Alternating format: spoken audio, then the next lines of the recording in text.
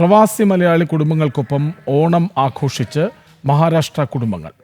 പൂനെയിൽ ഫടപ്ലറിൽ തിരുവോണ ദിവസത്തിലായിരുന്നു ആഘോഷം.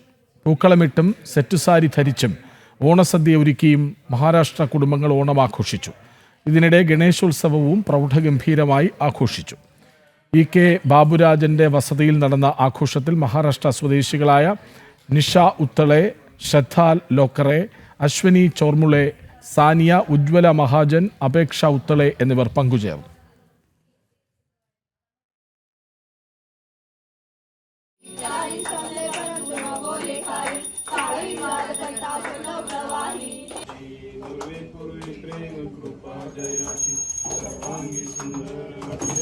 सिंदूर